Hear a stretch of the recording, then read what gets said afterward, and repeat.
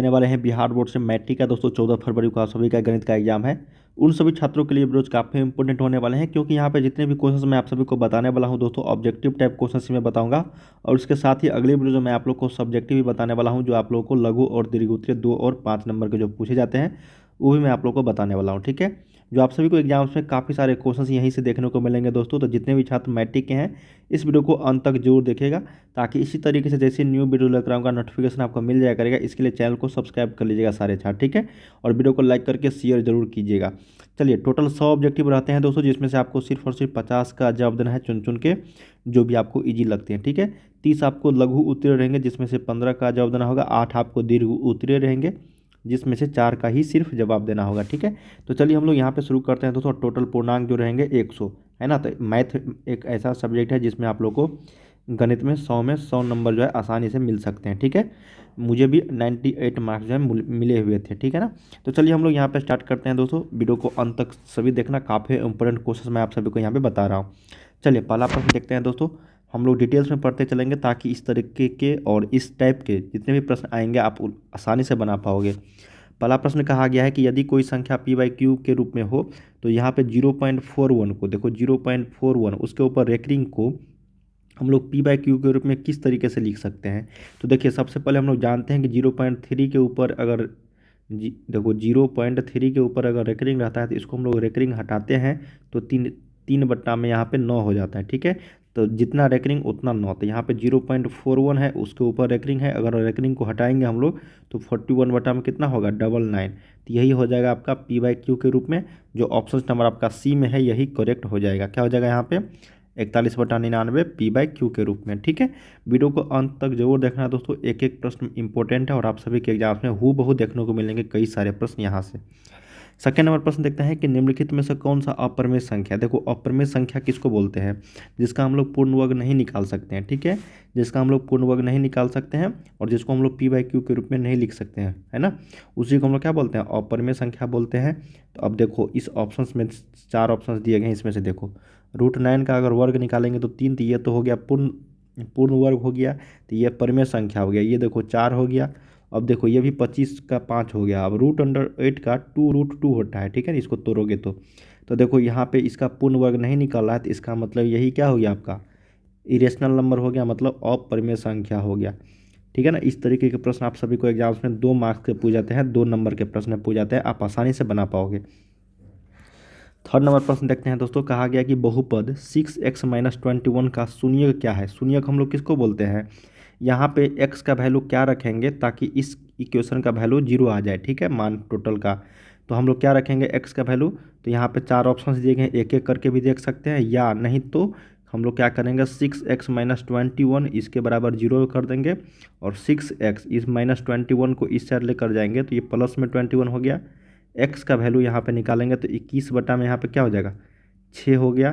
तो इसको अगर कटाएंगे 3 से तो 3 सत्ते 21 और 3 दूनी 6, यहाँ पे 7 क्या आया 2। देख लेते हैं किस ऑप्शन में है 7/2। तो ये ऑप्शन नंबर आपका ए में ही है। तो यही क्या हो गया, इसका शून्यक हो गया। ठीक है, इसका शून्यक क्या हो गया, 3 का ए 7/2। सिंपल प्रश्न था, इस तरह के प्रश्न भी पूछे जाते रहे। फोर्थ नंबर देखते हैं। कहा गया कि बहुपद x² - 10x + 25 का घात क्या होगा, घात।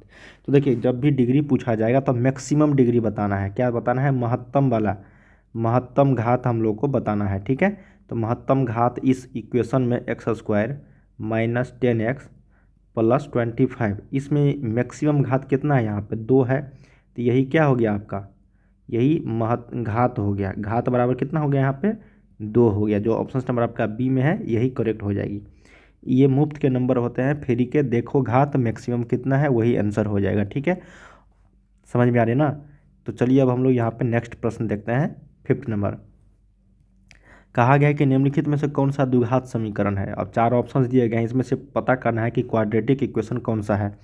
देखिए 4 ऑप्शंस दिए गए हैं। पहला देख लेते हैं x² + 5√x। देखो अब देखने से लग रहा है कि ये आपका क्या है, द्विघात समीकरण, लेकिन जैसे ही यहाँ पे √x आ गया इसको हम लोग क्या करेंगे, ये आपका द्विघात समीकरण नहीं होगा। समझ में आ, जैसे ही किसी ऑप्शंस में √अंडर में देखो x या फिर √y जो भी आपको चर मान दिया होगा वो आपको द्विघात समीकरण नहीं होगा। ठीक है, देखो यहाँ पे x का -3 आ गया, तो ये आपका द्विघात समीकरण नहीं है। यहाँ भी 3 है तो ये भी नहीं है। अब इसको देखते हैं, x+1 का होल स्क्वायर है, ठीक है, और 2x+1। तो देखने ही से लग रहा है दोस्तों ये क्या है, आपका द्विघात समीकरण का ये उदाहरण है, ठीक है। तो 3 का सही उत्तर क्या हो जाएगा, सी। समझ में आ रहा है ना, ये पहला ऑप्शन क्यों नहीं हुआ। बोलोगे कि यहाँ पे भी तो है स्क्वायर, लेकिन यहाँ पे देखो ना √x है ना, तो ये √x को अगर हम लोग लिखेंगे x के पावर 1/2, तो x के पावर 1/2 कभी भी द्विघात समीकरण का यहाँ पे हम लोग मान नहीं लिख सकते हैं, ठीक है ना। फ्रैक्शन में जैसे मैंने आप लोग को बहुपद में पहचानने का नियम बताया था कि अगर कोई भी बहुपद a1/x हो, √x हो, x के पावर -1 हो, या फिर x के पावर 1/2 हो, ये सारे आपका बहुपद क्या होता है, नहीं होता है। ये सारे बहुपद का उदाहरण नहीं होगा। 5 का से उत्तर सी के साथ चलना है। 6 नंबर देखते हैं, यदि m तथा n अभाज्य संख्या है तो m³ तथा m² का मौसौ कितना होगा। देखिए महत्तम समावर्तक पूछा गया है, HCF पूछा गया, तो HCF हम लोग जानते हैं कि देखो m3 है, n² है, ठीक है। अब बट्टा में यहाँ पे क्या है, m² n²। तो जो भी आपको यहाँ पे मैक्सिमम पावर हो ना, जो दोनों में कॉमन हो, मैक्सिमम पावर बोलोगे कि यहाँ पे 3 है, लेकिन दोनों में 3 नहीं ना है, तो मैक्सिमम पावर जितना होगा वही HCF होगा। तो HCF बराबर लिखेंगे यहाँ पे, मैक्सिमम पावर कितना है यहाँ पे m का, जो दोनों में कॉमन होती है, स्क्वायर ही है ना। यहाँ देखो 3 है तो इसका मतलब इसमें 2 तो पहले होगा, उसके बाद ना 1 होगा एक्स्ट्रा, तो इसका मतलब ये m² और n² दोनों में कॉमन है, तो m² इंटू n², यही आपका आंसर हो जाएगा, ठीक है। समझ में आ रही है ना, ऑप्शन नंबर सी। अगर पूछेगा इसी में कि इसका LCM क्या होगा, LCM बराबर क्या होगा, तो m³ n² हो जाएगा। जो मैक्सिमम पावर होगा ना उसको LCM में लिखते हैं, ठीक है, और हाईएस्ट कॉमन फैक्टर में हम लोग लिखते हैं जो आपका यहाँ पे हाईएस्ट कॉमन हो, ठीक है। ये आपका LCM हो जाता है इनका, ठीक है, और ये आपका क्या है, HCF है। चलिए अगला प्रश्न देखते हैं। 7 नंबर कहा गया कि यदि a और 18 का लॉसौ 36 है तथा a और 18 का मौसौ 2 है तो a का वैल्यू क्या होगा। सिंपल प्रश्न है। तो a गुने 18 पहली गुने दूसरी संख्या बराबर लॉसौ गुने मौसौ 36 गुने 2, तो यहाँ पे 18 दूनी कितना 36, तो a का मान यहाँ पे कितना आ गया, 4 आ गया। सिंपल प्रश्न था, फार्मूला बेस्ड प्रश्न है। ऑप्शन नंबर यहाँ पे क्या हो जाएगा, बी के साथ चलना, यहाँ पे 7 का राइट आंसर बी हो जाएगा, ठीक है। 8 नंबर प्रश्न देखते हैं। कहा गया कि दो अपरिमेय संख्याएं हैं 2 + √3 तथा 2 - √3 का गुणनफल जो है एक कौन सी संख्या हो जाएगी।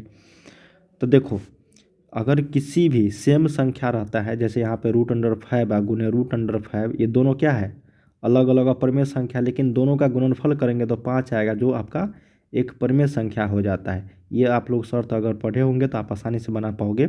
यहाँ पे देखो 2 + √3 है,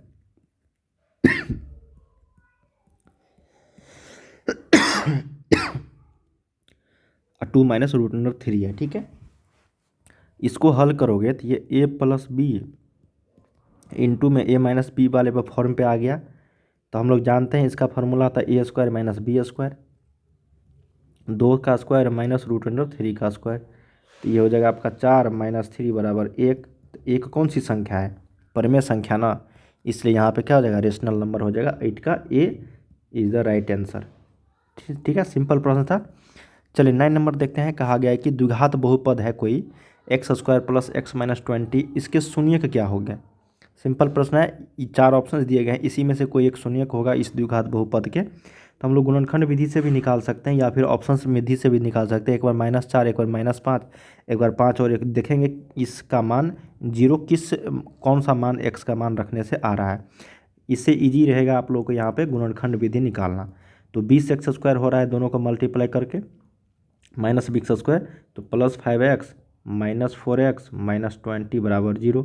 यहाँ से x कॉमन लेंगे तो x + 5, -4 कॉमन लेंगे तो x + 5 बराबर 0। तो एक बार x - 4, एक बार x + 5 बराबर 0, तो x - 4 बराबर 0, उसके बाद x + 5 बराबर 0, x बराबर 4 और x बराबर -5।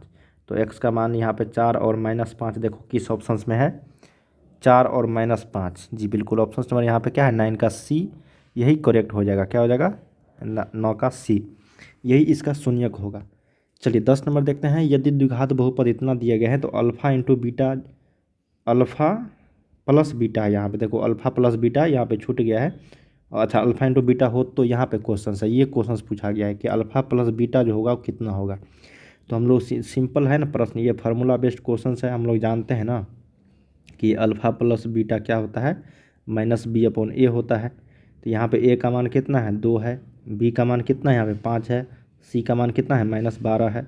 तो अल्फ़ा प्लस बीटा बराबर माइनस बी के जगह पे 5 बटा में ए के जगह पे 2, तो -5/2, यही ना आंसर हो गया, -5/2। Option number B correct. ठीक है, चलिए 11 नंबर देखते हैं। यदि अल्फ़ा बीटा बहुपद x² + 4x + 1 के शून्यक हैं तो 1/α + 1/बीटा। थोड़ा सा फास्ट करते हैं हम लोग, सिंपल प्रश्न है दोस्तों ये।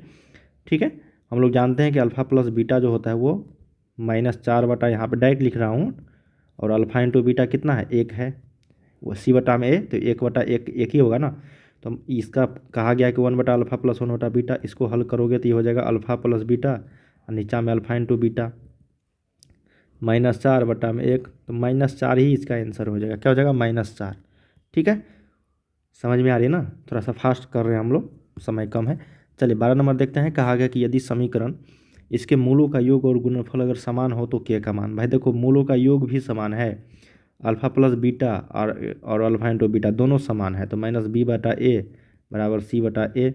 ठीक है, तो -b यहाँ पे कितना है, -6 बटा में a k, और c बटा में 9k है, तो 9k बटा में यहाँ पे k, तो k से k गया आपका। ठीक है, k से क्या गया, तो -6 बराबर 9k, तो k बराबर यहाँ पे -6/9, 3 दूनी 6 और 3 तिया 9, -2/3। ऑप्शन नंबर आपका बी जो है ये करेक्ट हो जाएगा। 13 नंबर देखते हैं। यदि x बराबर 1 दोनों समीकरणों के मूल है तो a इंटू बी जो है यहाँ पे क्या होगा। क्या कहा गया, यदि x बराबर 1 इस दोनों समीकरणों के मूल हैं, मतलब रूट्स है इस दोनों का। ठीक है, तो सिंपल है ना, यहाँ पे a का मान निकल जाएगा, तो 1 + 1 + a बराबर 0, तो a का मान यहाँ से -2 आ गया। फिर यहाँ पे देखो bx² है, तो b डायरेक्ट लिख दे रहा हूँ, क्योंकि एक का स्क्वायर करेंगे तो एक ही आएगा, +b + 3 बराबर 0, तो 2b बराबर यहाँ पे कितना आया, -3, तो b का मान यहाँ पे -3/2, तो a इंटू बी निकालना है ना, तो a गुने b, तो a कितना है, -2, -3/2, 2 से 2 गया, माइनस माइनस प्लस, तो +3। ऑप्शन नंबर यहाँ पे डी जो है ये राइट हो जाएगा। सिंपल प्रश्न होता है, थोड़ा सा दिमाग लगाना है, आसानी से बन जाएगा। चलिए 14 नंबर देखते हैं। कहा गया कि यदि 2x + y बराबर 2x - y बराबर 2 के पावर 3/2 तो y का मान क्या होगा। देखो अब ये सिंपल प्रश्न है, कहा गया कि y का मान क्या रखे और x का वैल्यू क्या रखे, ताकि ये 2 के पावर 3/2 यहाँ पे आ जाए। ठीक है, x का पावर आप लोग कुछ भी रख सकते हो यहाँ पे, लेकिन y का पावर यहाँ पे क्या होना चाहिए, यही ना प्रश्न है यहाँ पे। तो y का वैल्यू हम लोग क्या रखेंगे यहाँ पे 0। ठीक है, क्योंकि यहाँ पे देखो x - y है और x + y है। अगर x का वैल्यू हम लोग 3/2 रखते हैं और y का वैल्यू 0, तो देखो ना, 2 के पावर x का मान 3/2 और +0, फिर बराबर 2, 3/2 और -0 बराबर 2 के पावर 3/2। देखो इक्वल हो रहा है ना सारे, तो ऑप्शन नंबर यहाँ पे क्या हो जाएगा, सी। y का वैल्यू हम लोग क्या रखेंगे यहाँ पे, 0 रखेंगे। ठीक है, सिंपल प्रश्न था। चलिए अगला प्रश्न देखते हैं 15 नंबर। कहा कि cos theta into cosec theta कितना होता है। सिंपल प्रश्न है दोस्तों, यहाँ पे cos थीटा का हम लोग जानते हैं कि 1/ये सेक थीटा होता है। ठीक है, और यह गुना में है 1/, में आपका ये साइन, सॉरी हाँ 1/, इसको cos थीटा को cos थीटा रहने देते हैं। ठीक है ना, इसको हम लोग कर देते हैं 1/sin थीटा, ये हो जाएगा। तो ये cos थीटा बटा में ये आपका हो गया sin थीटा, तो ये होता है cos थीटा बटा sin थीटा, cot थीटा होता है। ठीक है, और ये sin थीटा बटा में ये cos थीटा जो होता है ये आपका tan थीटा के बराबर होता है। सिंपल प्रश्न था, सिर्फ फार्मूला याद होना चाहिए आपको त्रिकोणमिति में। अब ये जो क्वेश्चन है काफ़ी लाजवाब है। देखो x² + ax - b के शून्यक एक दूसरे के व्युत्क्रम हो तो b का वैल्यू क्या होगा। अब ये देखो काफ़ी सिंपल प्रश्न है। ठीक है, बोला गया है कि एक दूसरे के जो शून्यक है एक व्युत्क्रम है, मान लो कि एक अल्फ़ा है तो दूसरा 1/में अल्फ़ा है, तो b का वैल्यू निकालना है ना, तो b यहाँ पे है तो इसका मतलब c/a होना चाहिए। तो अल्फ़ा इंटू बीटा, तो अल्फ़ा इंटू अब बीटा, मान लेते हैं ये अल्फ़ा है और ये आपका क्या है, बीटा है, क्योंकि ये दोनों एक दूसरे के व्युत्क्रम है ना। तो अल्फ़ा इंटू 1/α बराबर c/a, तो c के जगह पे -b और a के जगह पे a, तो अल्फ़ा से अल्फ़ा गया तो बचा 1 बराबर -b, तो b का मान यहाँ पे -1, यही ना निकालना था, b का मान -1। तो ऑप्शन नंबर क्या हो जाएगा यहाँ पे सी, 16 का C is the right. 17 number देखते हैं। कहा गया है यदि समीकरण A X square plus B X plus C के मूल अगर समान हो तो प्रत्येक मूल का मान क्या होगा। अब देखो ना, विवेचक जो होता है बी स्क्वायर माइनस 4ac बराबर 0 होना चाहिए, ठीक है, जब मूल समान हो तो यहाँ से हम लोग प्रत्येक मूल अगर समान है बोला गया है ना, तो यहाँ इसका मान जो है क्या होगा प्रत्येक मूल का। तो देखिए अगर मूल यहाँ पे समान है तो इसका मतलब अल्फ़ा बराबर क्या है, अल्फ़ा, इसका मतलब अल्फ़ा और बीटा जो है क्या है आपका, अल्फ़ा बराबर बीटा है। तो हम लोग जानते हैं यहाँ पे अल्फ़ा प्लस बीटा जो होता है ये आपका माइनस बी बटा में ए होता है, ठीक है। तो अल्फ़ा और ये बीटा भी अल्फ़ा है, तो ये अल्फ़ा प्लस अल्फ़ा बराबर माइनस बी बटा में ए, तो 2 अल्फ़ा ये हो जाएगा बराबर माइनस बी बटा में ए। तो यहाँ से अल्फ़ा निकालेंगे तो माइनस बी, और ये नीचे में जाएगा तो 2a हो जाएगा, ठीक है। तो यही आपका क्या हो गया यहाँ पे, प्रत्येक मूल का मान यहाँ पे हो गया माइनस बी बटा में 2a। तो इसको आप लोग को याद रखना होगा कि यदि कोई समीकरण दिया गया है और मूल अगर समान है तो इसी तरीके से आपको बना के माइनस बी बटा 2a निकालना है, ठीक है। जो भी यहाँ आपको समीकरण दिया गया हो उसी विधि से हम लोग यहाँ पे निकाल सकते हैं। तो इस समीकरण का हल यहाँ पे कितना निकला, माइनस बी बटा में 2a, प्रत्येक मूल का समान यहाँ पे, प्रत्येक मूल का मान यही होगा। 18 नंबर है कि x plus 2 into x minus 2 बराबर 5 के मूल निम्नलिखित में से कौन सा है। सिंपल है सिंपल है ना ये प्रश्न। अब देखो यहाँ पे मूल निकालना है 5 के बराबर, ठीक है। तो हम लोग निकालते हैं, देखो ये हो जाएगा एक्स स्क्वायर और इसको माइनस 2x प्लस 2x और माइनस 4 बराबर 5। कैलकुलेशन कर दिया दोनों का, तो एक्स स्क्वायर ये दोनों कट गया तो एक्स स्क्वायर इधर जाएगा तो ये 5 हो जाएगा, 5 प्लस 4 9। तो एक्स बराबर प्लस माइनस रूट अंडर में 9 दिए, प्लस माइनस आपका 3। ऑप्शन नंबर आपका क्या हो जाएगा यहाँ पे बी, एक बार 3 एक बार -3, ठीक है। एक बार वेरीफाई भी कर सकते हो 3 और -3 का मान देख के। अगला देखते हैं, कहा गया कि यदि किसी द्विघात बहुपद इतना कि शून्यक 6 तथा -2 हो तो बी और सी के मान निम्नलिखित में से। सिंपल है, अल्फ़ा प्लस बीटा और अल्फ़ा इंटू बीटा निकाल के हम लोग बी बटा सी निकाल सकते हैं। तो अल्फ़ा प्लस बीटा चलिए निकालते हैं, माइनस बी बटा में ए, +4 ये होगा, माइनस बी बटा में ए की जगह पे कितना है 1 है, तो बी का मान कितना आया -4। ऑप्शन नंबर यहाँ पे ए में है और बी में और डी में है -4, ठीक है। और देख लेते हैं कहाँ, अब यहाँ पे अल्फ़ा इंटू बीटा निकालते हैं तो 6 गुने -2 बराबर सी है कितना ए, तो सी बटा में 1, तो सी का मान यहाँ पे -12। ऑप्शन नंबर डी करेक्ट हो जाएगा। अगला देखते हैं 20 नंबर, कहा गया है कि निम्नलिखित में से कौन सा रैखिक बहुपद है। तो रैखिक बहुपद यहाँ पे देखने से लग रहा है ऑप्शन नंबर ए, ये बताया था नहीं होगा, ये भी नहीं होगा, ये भी नहीं होगा, तो ऑप्शन नंबर क्या हो जाएगा 20 का ए, ठीक है। तो दोस्तों हम लोगों ने यहाँ पे 1 से लेकर 20 तक क्वेश्चंस किए हैं जो आप सभी के एग्जाम्स के लिए काफ़ी इंपॉर्टेंट था। इसके आगे क्वेश्चन हम लोग लघु उत्तरीय प्रश्न और दीर्घ उत्तरीय प्रश्न लेकर बहुत जल्द आने वाले हैं, इसलिए वीडियो को लाइक कर लीजिए, चैनल को सब्सक्राइब करके बेल आइकन को प्रेस कर दीजिएगा। यहाँ से आप लोग को कम से कम 10 नंबर के प्रश्न आसानी से देखने को मिलेंगे आप सभी के एग्जाम्स में, ठीक है, हूबहू। तो चलिए मिलते हैं हम लोग अगले वीडियो में, तब तक के लिए आप लोग तैयारी करते रहिए। बाय बाय सभी।